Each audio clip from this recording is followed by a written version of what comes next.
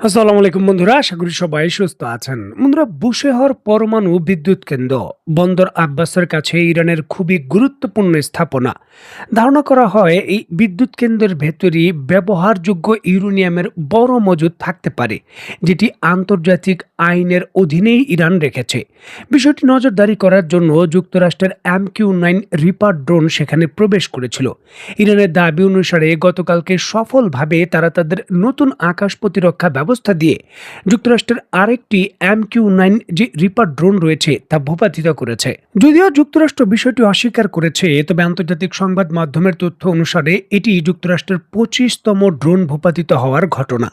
এখন প্রশ্ন হলো, যুক্তরাষ্ট্রের কাছে আধুনিক বিভিন্ন ধরনের স্যাটেলাইট আছে, প্রযুক্তি আছে এবং MQ-9 রিপার ড্রোন নজরদারি করার জন্য এই অঞ্চলে প্রবেশ করে কোনো হামলা করে না। তাহলে স্যাটেলাইট দিয়েই যে নজরদারি করা যায়, যুক্তরাষ্ট্র কেন এই MQ ড্রোনকে সহজ টার্গেট হিসেবে ইরানকে ভূপাতিত করার সুযোগ দিচ্ছে এবং ইরান একে একে ভূপাতিত করছে? এখানে যুক্তরাষ্ট্রের মূল কৌশল কি? দেখুন, একটি স্যাটেলাইট একটি নির্দিষ্ট কক্ষপথে ঘুরে এবং সব সময় কিন্তু একই স্থানে অবস্থান করতে পারে না। গ্যাপ থাকে 15 থেকে 20 মিনিটের, কোনো কোনো ক্ষেত্রে 1 থেকে 2 ঘন্টার।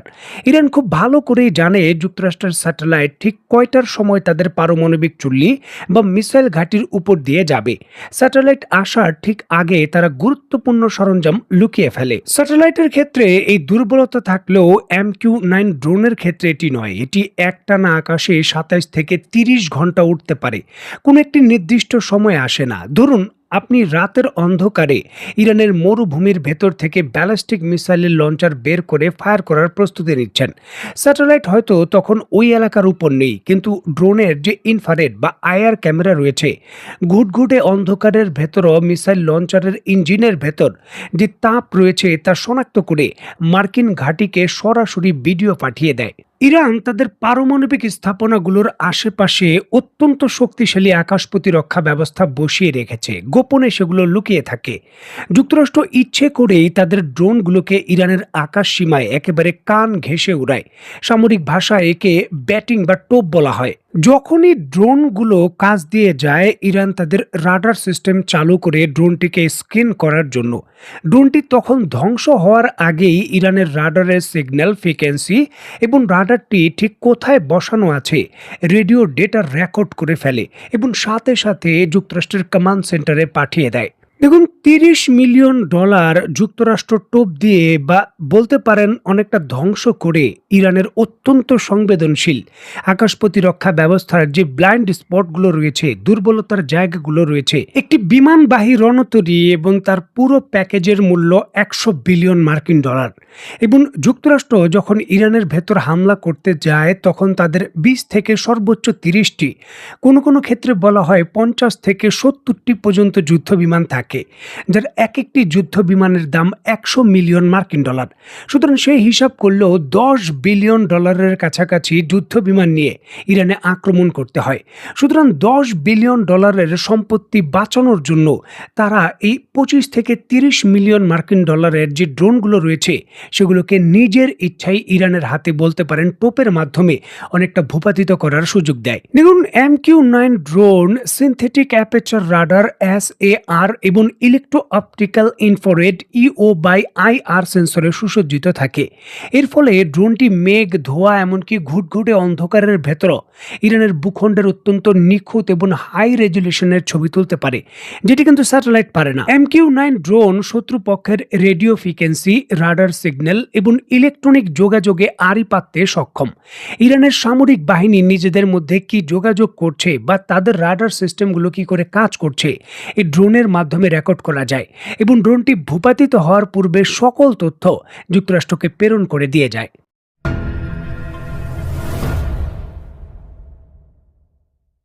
দেখুন, একদিকে যুক্তরাষ্ট্র যখন একের পর এক ড্রোন প্রবেশ করিয়ে ইরানের অত্যন্ত স্পর্শকাতর যে তথ্য রয়েছে তা হাতিয়ে নেওয়ার চেষ্টা করছে, ঠিক এমতো অবস্থায় জরুরি বৈঠকে যুক্তরাষ্ট্র এবং ইরান কোনো সমাধানের কাছাকাছি পৌঁছতে পারেনি। তবে যুক্তরাষ্ট্র ইরানের সঙ্গে 60 দিনের যে যুদ্ধবিরতির চুক্তি রয়েছে সেটা বাড়ানোর বিষয়ে সমঝোতায় পৌঁছতে পেরেছে এবং তারা রাজি হয়েছে যে আগামী 60 দিন যুদ্ধবিরতি চলবে। এবং নতুন এই 60 দিনের যুদ্ধবিরতি বর্ধিতকরণ সামরিক বিশেষজ্ঞরা যুক্তরাষ্ট্রের জন্য অত্যন্ত গুরুত্বপূর্ণ একটি সামরিক দাবার চাল হিসাবে দেখছেন। দেখুন, বর্তমানে যুক্তরাষ্ট্র বিভিন্ন ধরনের মিসাইল ইন্টারসেপ্টের সংকটে রয়েছেন এবং তাদের সামরিক অস্ত্রেরও সংকট রয়েছে, যেগুলো উৎপাদন বৃদ্ধি করতে আরও কিছুটা সময় দরকার। যদি এখন ইরান সরাসরি শক্তিশালী হামলা করে, সেটা প্রতিহত করতে গিয়ে যুক্তরাষ্ট্রের মূল স্ট্যান্ডার্ডের অস্ত্রগুলো ব্যবহারের অনেকটাই কিন্তু পর্যাপ্ত ঝুঁকি রয়েছে যে তারা হয়তো ব্যবহার করতে পারবে না উৎপাদন সংকটের কারণে। যার জন্য এই যুদ্ধবিরতি তাদের মূল ফোকাস থাকবে অস্ত্র উৎপাদন বৃদ্ধি করে নিজেদের আবার আগের অবস্থানে ফিরিয়ে নেওয়া। এছাড়াও সামরিক বিশেষজ্ঞরা বলছেন, বর্তমানে যুক্তরাষ্ট্রের ভেতর আগামী কিছুদিন পরই ফুটবল বিশ্বকাপ অনুষ্ঠিত হতে যাচ্ছে। ঠিক এমতো অবস্থায় যদি ইরানের বিরুদ্ধে কোনো হামলা বা পদাতিক হামলায় কোনো মানবাধিকার লঙ্ঘনের ইস্যুগুলোর সামনে আসে, তখন যুক্তরাষ্ট্রের এই ফুটবল বিশ্বকাপ আয়োজন এবং সুষ্ঠুভাবে সেটা পরিচালনার বিষয়গুলো ব্যাঘাত হতে পারে এবং আন্তর্জাতিকভাবে তারা বিভিন্ন ধরনের চাপের সম্মুখীন হতে পারেন। তার জন্যই কিন্তু তারা এই যুদ্ধবিরতির কৌশলের অগ্রগতি তাদের সকল কিছুই বলতে পারেন এক ঢিলে অনেকটা দুইটি ইস্যু করার মতো। আগামী 60 দিনের ভেতর অস্ত্রের মজুদ বাড়ানো যাবে, সংকটও কাটানো যাবে, বিশ্বকাপ ফুটবলও আয়োজন শেষ হয়ে যাবে। তারপর যুক্তরাষ্ট্র পূর্ণ শক্তিতে তার পরবর্তী সামরিক পদক্ষেপ নিতে পারবেন।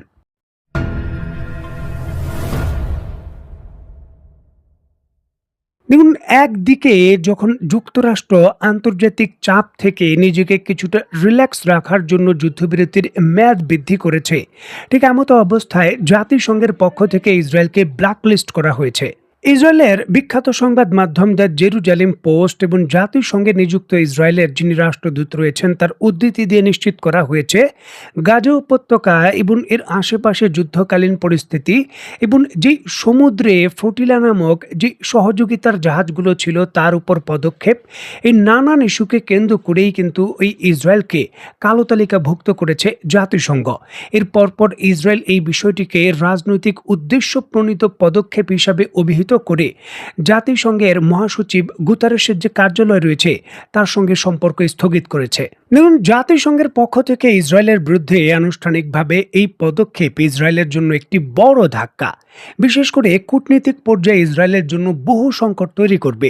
দেখুন, ইউরোপের বিভিন্ন দেশগুলো যার সঙ্গে ইসরায়েলের অর্থনৈতিক, সামরিক এবং কূটনীতিক সম্পর্ক অত্যন্ত জোরদার, সেই দেশগুলো মানবাধিকারের ইস্যুগুলো খুবই গুরুত্ব সহকারেই ফলো করে। বিশেষ করে জাতিসংঘের পক্ষ থেকে মানবাধিকার ইস্যুকে কেন্দ্র করে যদি কোনো সিদ্ধান্ত প্রয়োগ করা হয়, সেটি খুবই যত্ন সহকারে, গুরুত্ব সহকারে ইউরোপীয় কমিশন সেটা বাস্তবায়ন করে, যেটি ইসরায়েলের কূটনীতিক সমর্থন এবং এর সঙ্গে দ্বিপাক্ষিক সব সম্পর্কেই বড় ধরনের প্রভাব ফেলবে। যদিও যুক্তরাষ্ট্র জাতিসংঘের এই সিদ্ধান্ত কতটুকু মানবে তা নিয়ে প্রশ্ন রয়েছে।